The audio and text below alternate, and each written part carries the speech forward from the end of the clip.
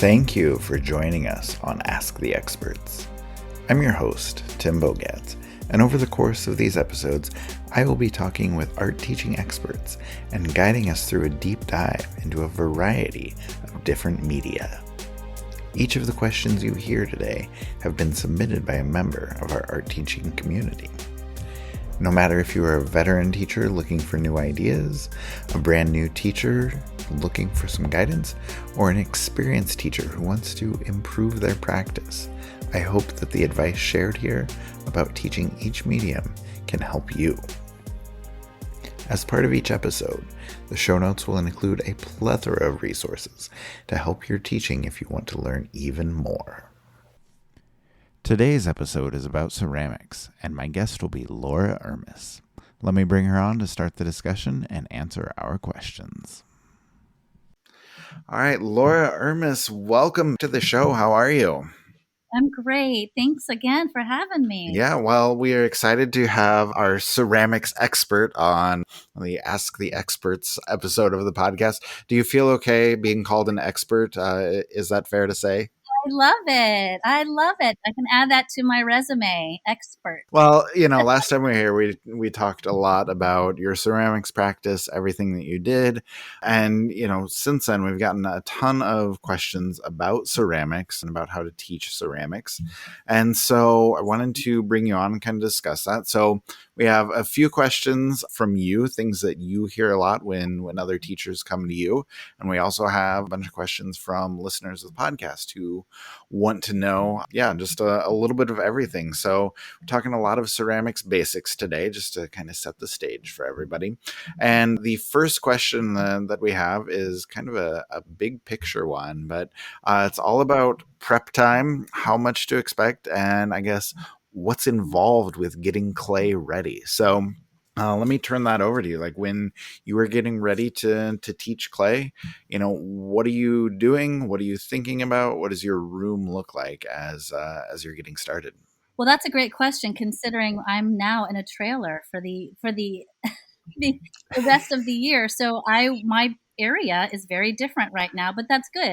Oh, wow. That's good Yeah. because It forces you to be organized, right? right. And I can explain to others to help them in case they are in a trailer too. Yes.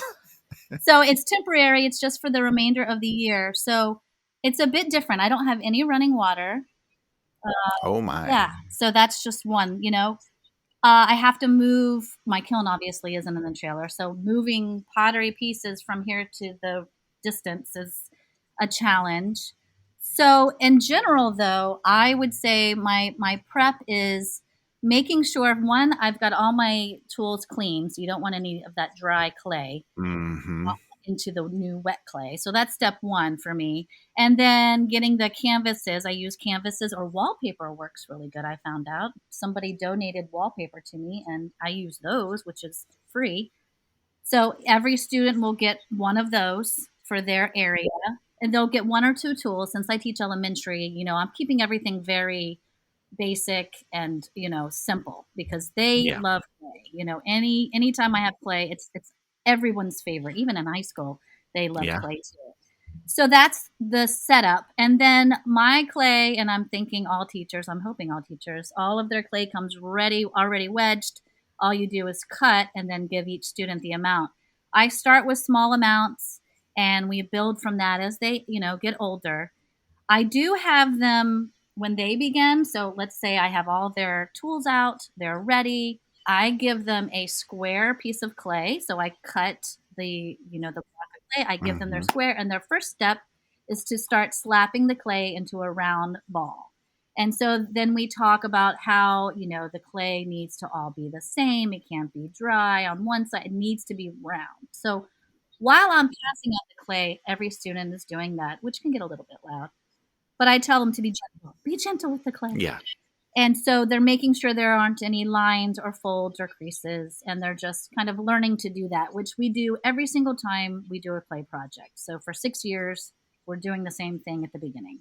And I would say the most important thing that I have learned as far as organizing and prep time is letting the student write their name on a piece of paper. So when they come into class, I've got all of their stuff ready. and a piece of paper and a Sharpie. It could be a paper plate, but paper's cheap and it doesn't have to be big. And it has to have their name they wrote really well so I can read it. And if I can, I have them rewrite it.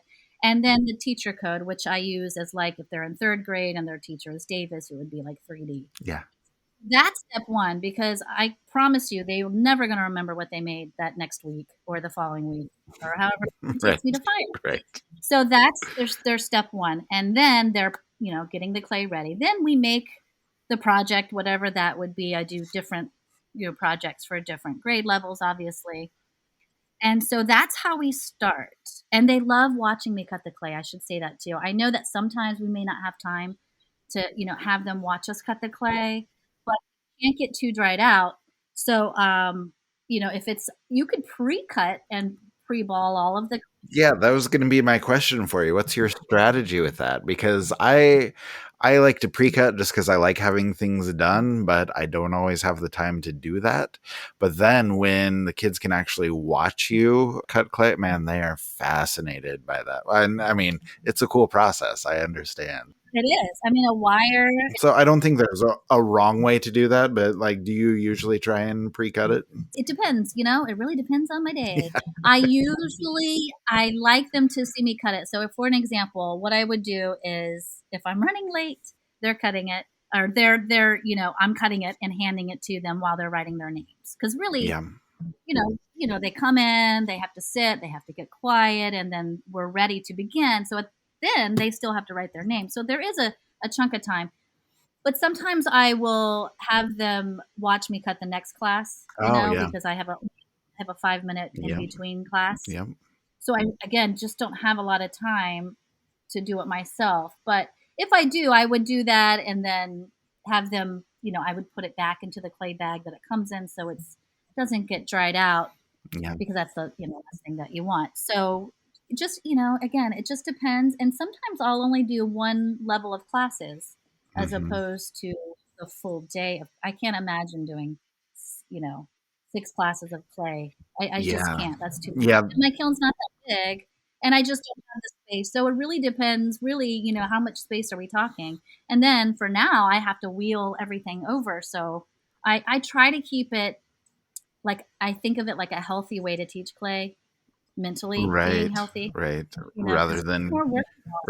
doing every grade level at once, because that can be overwhelming, and I know some people like to do that and get it out of the way. I mean, it's a big debate, but yeah, you have to do It is. and do what It works is. for you. So, and I was just going to add a couple things. I was going to say, with teaching high schoolers that I've always done, I usually have them be responsible for a little bit more as far as, tools and passing things out and getting things cleaned up, but you still have to be incredibly organized, like no matter if you're passing stuff out, kids are getting stuff themselves, whoever's doing cleanup, like everything has to be so clearly labeled, so clearly organized. Otherwise you just have a disaster in the making and it can get out of hand really, really quickly. So yeah, I would say, just my advice would be to think through, like you said, think through your space, what you have the ability to teach, what you can keep organized and keep in order, and then just kind of think through the process and how you're going to do that, and just kind of visualizing that out and planning it out before you get going is really helpful. And staying small. I think a lot of Yeah. us want really cool big things like a big mug or a bowl or and really for elementary especially without any experience with the clay, I think just stay Mm-hmm. small. I mean, I do small things when they're Yeah. young and they love it, and so that's what we want. We really want to have them enjoy and Yeah. experience the clay. And so even if it's a donut for my like kindergartners, they they love it. So why not? And you can fire more. There's so many reasons Mm-hmm. with that. Yeah, I mean, just as long as they're appreciating the process and enjoying what they're doing, then it's going to be worthwhile. So, all right. So somehow we got 9 minutes into the podcast. We haven't gotten to the second question yet. Oh my gosh! So, All right, I love play. oh, we're doing fine. All right. Number 2. Next question is: do you always need to use slip? So I obviously teach elementary, so I don't go too much into slip. We talk about how it's water and clay and how it's the glue. Mm-hmm. So I think it's important to teach. I think it's important to talk about. Now, high school is different. I think if you're teaching high school, I think you should have slip available at all Yeah. times and make sure each table or however you do it, they should be, chunking that on. But for Hmm. elementary and right now, I'm doing little cups of water at each table, which I have 3 per table, because if I give them too much, they use too much, and then it's just Right. slippery. It's a slippery slip Right. mess. So I give them the little cups of water, and we talk about how the water is the glue, and it has to go on both pieces, just like we glue, paper or paper mache. So that's how I talk about it. And they literally just use their fingers because remember, I'm using really wet clay. It's straight Hmm. from the bag. I'm Hmm. very cautious about how it's not to get dried out Yeah. for this reason. So another planning kind of thought process. Yeah, for sure. And I was just going to say with high school, I always have them use slip. What I would do is I had some really old blenders in my classroom, and I would just throw clay and water together, blend it up, and make like a really nice slip. And then I just had old Tupperware or like disposable sour cream containers or yogurt container with lids. And yeah, whenever things were getting low, I'd just blend up a new batch in the blender, pour it in there, and fill it all up. And we just leave one of those at the center of every table, and there's a brush with it, and they can either brush it on or use their fingers to put it on. But it makes it easy enough as long as it's accessible for them. Then they're definitely willing to use it. And like you said, when you're getting to high school and trying to build things that are maybe a little more intricate or a little bit more advanced or bigger, you definitely need to be using slip. So I think just making it accessible for them. Next question, because we always talk about scoring and slipping together. How deep do you score when you are attaching clay pieces? And again, another great question because if it's not like a zipper, that's what I usually say. Think of it kind of like a zipper. So it has to be deep enough where, when you literally think about how a zipper works, it has to have some depth. So in elementary, because we're really not attaching too much, we attach, 5th grade. And I always make sure too, before the end of the day, that it's pushed on there really well. Mm-hmm. I do a little bit of that, at the very end, whether they know it or not. I talk about it or I just do it depending. But I think it's important for them to know the process. So we Mm-hmm. use sometimes old toothbrushes, which they laugh about because it's a toothbrush, it's dirty. So we talk about that, how we're scraping, or I have Mm-hmm. pencils, just clay pencils Right. that literally are just old, number 2 pencils that no one's using anymore. And then I have a couple of clay tools too. I don't give them any pen tools because they're too sharp. So I think it should be, enough to be seen on both ends and then connect. You should be good. And then I also talk about the pressure needed after they're scored and attached as well. Just add a couple things there. I've seen, or I have some really cool tools that are just like a nice metal handle, and then it's almost like a fan brush made out of metal wires, and it's just like the fastest scoring you can ever do. So if you have the budget to get those, I would definitely recommend it. If you don't have the budget, Those are nice. plastic forks always work really well. And then there's ceramics teacher that we used to work with here at AOEU named John Post. He's retired now, but he taught me this awesome trick to make your own pin tools where you just take like a craft stick or a popsicle stick and then unfold a paper clip and then tape it to the craft stick and then with like electrical tape. And then all of a sudden you have a pin tool or a needle tool that's not sharp, but works great for scoring. And so that's a fun one if you don't have too much of a budget. Oh, yeah, that's great. The last thing I was going to point out is people can't see this on the podcast, but both of us, when we're talking about scoring, we're interlocking our fingers right in front of us, which I think every teacher does. We were. My goodness. Oh, That's the visual that you need when you're talking about scoring. And so, yeah, I feel like it's just like a natural art that's teacher right. reaction to do that. Okay, we have a couple of kiln questions coming up. First one is, how long does it take clay to dry out completely? That's a great question, and that's really important. So, Mm-hmm. one of the ways is the color change. So, usually it's darker when it's wet, Yep. and then it will dry out and become a lighter color. So, that's one. Mm-hmm. Two is the touch of the clay. So, if it's not cold, if it Yep. feels like nothing, like room temperature, then it's dry. So I think those are the top two ways to know, and it depends on the environment. Florida, it's pretty humid, but I put a fan, just a regular box fan, at the end of the day, and it helps so much if you're not doing. I should Right. clarify, if you're not doing like detailed work Yes. of really high level forms. I'm talking about donuts and cupcakes here that are already the same width throughout the entire piece. So Yeah. I'm not worried about the thin clay drying faster than the thick. So that's another piece that's important to know. But that helps with just time because, we are kind of on a limit to get them fired by a certain. Yeah, for sure. You're beating me to all of my advice. I was going to tell everybody it does depend on your environment. If you are somewhere humid, like if you're in Florida, it's going to take longer for everything to dry out. I was going to ask you about the fan because some people say yes, go for it. Some people say no, don't do it. It can ruin things. But I think you have a good explanation there. If you're doing simple things that don't have a lot of detail work, it's not going to harm anything. But I think the best advice is to just be patient. Just know that you can't rush through drying things out. Just let your students know that it's not a process that can be rushed, but you all need to have patience with it.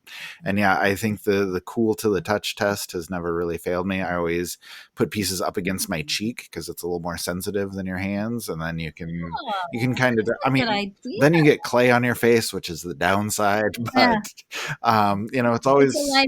yeah, exactly. I usually have clay on my face anyway, so it's fine. But yeah, it's a good test, but don't try and rush things. Yeah, I never worry about, when they say, "Am I gonna have this next week?" I never say Yeah, yes because I may not be able to do that. I don't know when it's done. Like we can't put it in the kiln until it's dry. I don't know how long it's going to take to dry. And Right. yeah, we can take it from there. All right. So this next question, we actually got a lot of versions of this. People just being apprehensive about the kiln. Question says, I'm really scared to have student projects explode in the kiln. What do you do to prevent that from happening? So I get that a lot too, all the time. It's nerve-wracking, and I've done it, it happens. So Oh, it happens to all of I us. almost feel like it's like a captain on a boat. Like if you haven't run aground, then you're not a captain. I don't know if that's a common thing, but here in Florida, it's like you're not really a captain until. So I feel like if once you get that explosion, you're like, okay, good, it's Yeah. official. I It's the can. art teacher rite of passage. You got to have one explosion in your kiln. There So, we go. That's right. And so what's that really about is that you're either one of two things. Either your clay is too wet to fire hmm or your kiln went too fast, period. So if you break it down to those two aspects, you can make sure that that doesn't happen by looking at those two things. So, and it's real again, really, really common. So the idea is to understand that it's not about holes in the clay. So, yes, so many people think it's about like air being in your clay. right. And that's not it. It really what it is, and that's the myth of it all, is that it has the water bubbles because it's too wet that need to get out of the clay at that boiling temperature of 212. And so it has to go somewhere. So it exits the clay, and that is what really causes the explosions. And so I talk about a lot of different things when I do these workshops for our district. And one of the things that will guarantee, almost, I should say, almost guarantee you not to have any work explode is if you candle your kiln the day before. hmm So, for example, candling is when you keep your kiln on really low for 4 to 5 hours, however long you can. And so it's just on low. You've got the top open, you've got the holes open, and it's just kind of warming up your clay, not hot, just warming, and it's basically drying out your clay. So the next day, you come into work, you close the top, you put in your hole pieces, and turn it on low, and then you fire it all day. And by the end of your day, your work, shouldn't explode because it was nice and dry hmm from the hours previously of the candling part of it all. So that's one guaranteed way. Some people don't have the time, but to me, it's going to save time that next day because as soon as you come in that next day, instead of loading the kiln, firing it within 8 hours, because you should never have it on when you're not there, Yep. then it's ready to go. So you've already loaded the day before, and then it's dry, and then boom, you close it up, turn it on that next day, and then you're good the following day. Yeah, exactly right. That's the exact process that I always follow. Like day one is candling, and if you have a programmable kiln, I would set it like 180 degrees. Just anything that's below that 212, just let it dry out, and then next day, as soon as you get there, get going on your higher temperature fire and get it ramped up. And as long as you're all dry and you heat things up slowly, you shouldn't have too many issues. So That's right. Like I said, I did a workshop on it 2 years ago, and I just recently found it. And so I'm going to put it together on my YouTube page just to help all of these other teachers that are, stressing about it. So I'm going to make sure that I get that out there somehow so it's easy nice. access for I anyone like who has it. good questions. All right. Next question that came in. What are your top 5 tips to stay organized when you were teaching ceramics? So this goes back to that first question about staying organized. Do you have 5 tips? 5 is a lot. It's okay if you don't have 5 total, but I do have 5. yes. So number 1 and number 2, no, all of them are label everything. So again, going back to that piece of paper that the students have written their names on, once they give me their clay, I then take that paper and write their name on the bottom of the clay piece. So I can read my own writing, 1. 2, I know that it's, Davis and Mrs. Johnson's class because I also wrote that little class code. So that's one label. The second label is label the box that you're putting that class in. So I'm keeping all of Miss Johnson's together in a box that says Miss Johnson, Monday, 3rd grade. Right. Like I don't have time to think sometimes. So then I'm just like, I don't have to go, when do I have Miss Johnson? I need to try to get this done by, or what have you. So I label everything. And then, so they're not going to ever recognize their work. I always make sure teachers know that, because you could say, oh, well, what did your donut look like? My second one was keep classes together when storing and firing work. So that's also in that same venue. Use class codes on storing artwork. Is 3. Keeping a record log of what classes you're firing each time you do, I think really helps your mind, because when you've got 6 classes of donuts and you're like, well, which ones are in the kiln, you're going to know on your just a quick note to yourself, level 1, shelf 3, these classes. And then when you unload them, you put them back in that box that you've already written your name on. And then my 5th is give yourself extra time to return firework.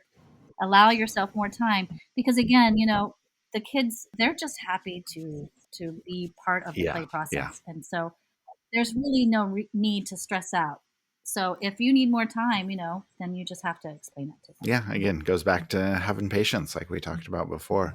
I don't have 5 tips, but I will add a couple things. Number 1, cannot emphasize labels enough. Like, it makes it so much easier for you to find things, for kids to find things, and for kids to put things away. And that would be my other tip, is just teach kids how to clean up and teach them how to keep things organized, put things away where they belong, and then reteach it and keep reteaching it, and keep hitting that every day, so you can be consistent about keeping things organized, keeping things cleaned up, and just empower kids to do that themselves, but just keep reminding them how it needs to be done. And that's going to keep your studio so much cleaner, so much more organized, and that's just a better situation for everybody who's in there. So big advice there. Yes. Oh, and I was going to say, I noted this too. If you have labels, if you can put pictures on those labels as well, find pictures from wherever you order clay from, like go to their online site, they have pictures of stuff, and just download those pictures and print them out and just paste them on the buckets where they are. And that really helps kids visualize and organize things. So just one other quick little, that's more of a hack than like any great advice, but it works well. So, okay, next question for you, Laura. We've talked about donuts a lot, so I feel like this may come into play here. But what is a good first project to start with when I'm teaching ceramics? I have kindergartners through 5th grade, and they don't have too much experience working with clay. So I'll leave this one for you. What are good projects for kids who are just starting or kids who don't have a ton of experience with clay? Yeah, so the faux food is where I go, and it's something they can relate to. Everybody loves food. Everybody loves donuts, pretty much. So I do donuts because we're learning to roll out, and then we're still attaching in kindergarten. So there's a lot of layers there that you can add to your lesson plan. Hmm. We talk about the artist Wayne Thiebaud, Oh, who I don't he know if loves his you've. food too. Yeah.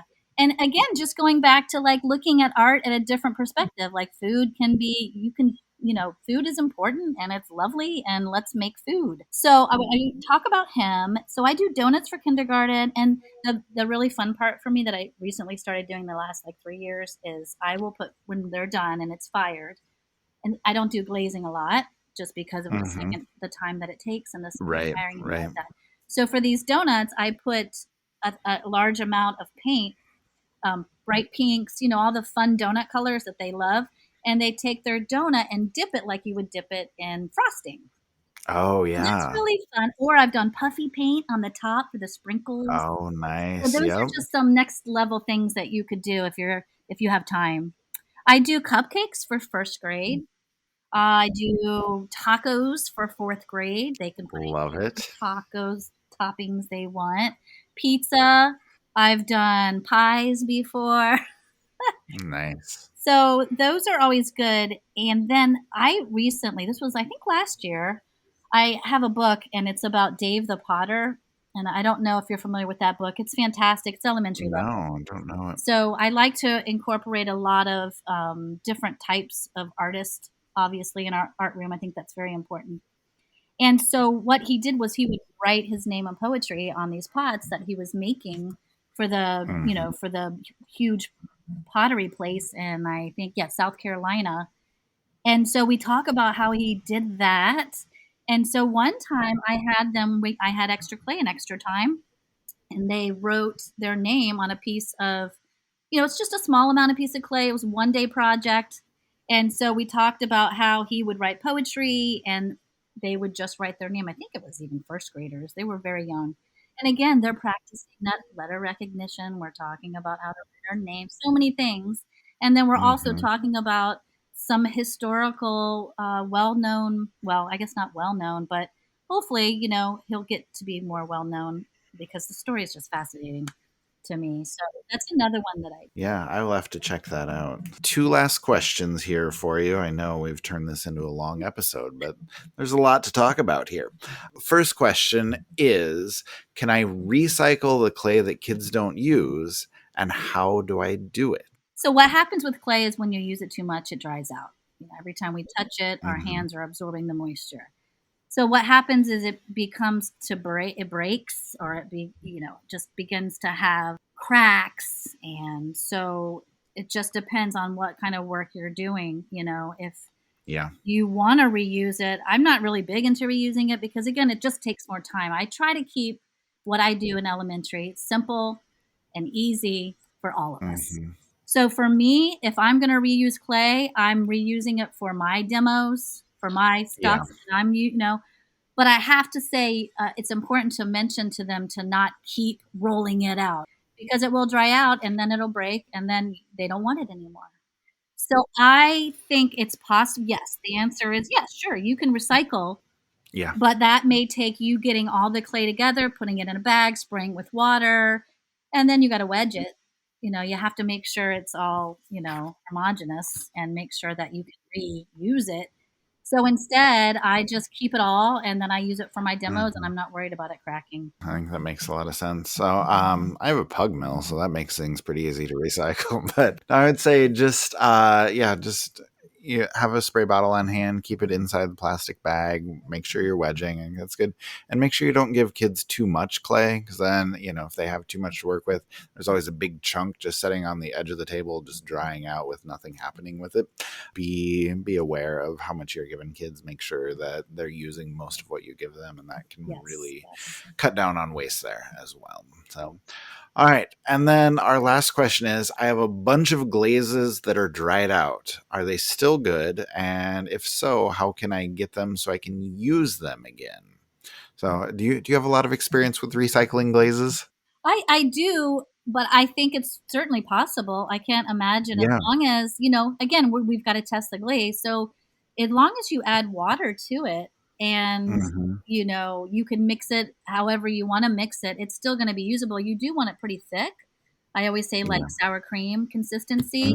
Yeah. Yeah. But, and then test it. And if the color is different, at least you'll know on a test dial what it really looks like once you've Yeah. kind of, fixed it.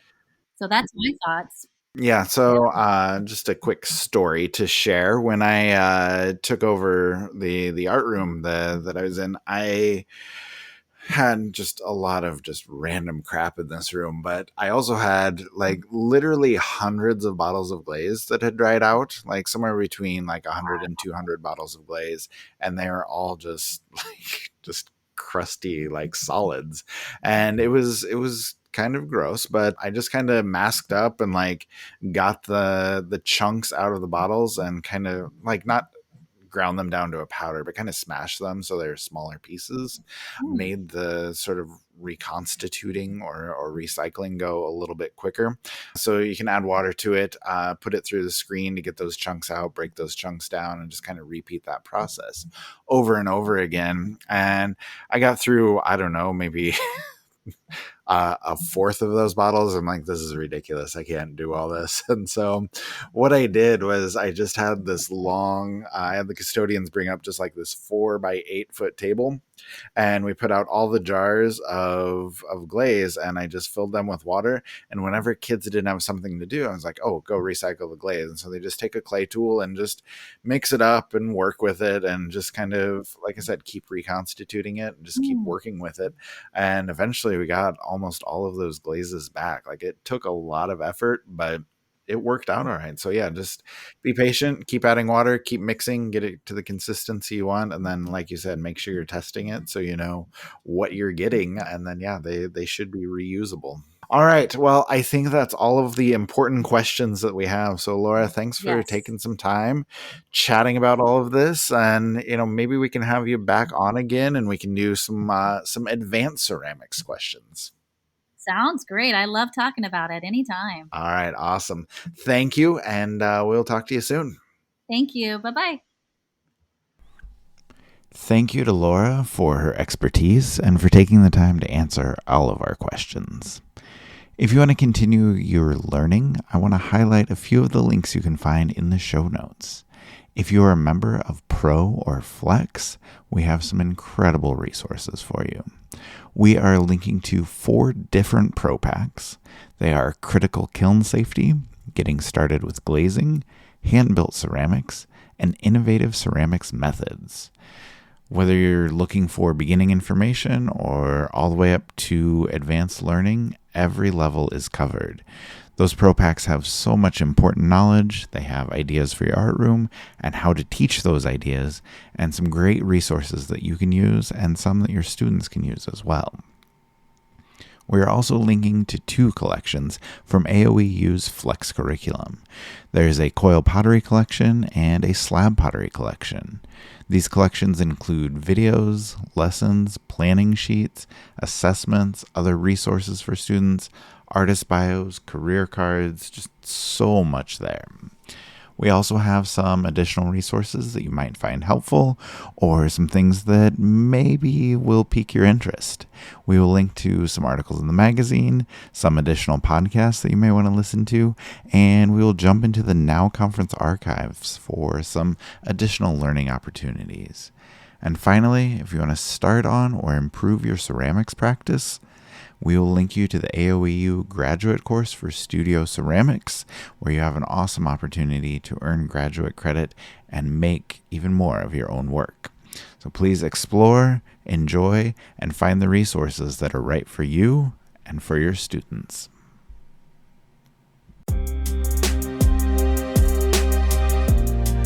We appreciate you listening to Ask the Experts. This show is produced, edited, and engineered by me, Tim Bogatz, and is part of the Art of Education University podcast network. Stick with us through all of our episodes as we explore photography, ceramics, painting, printmaking, drawing, sculpture, and more. Thank you for listening.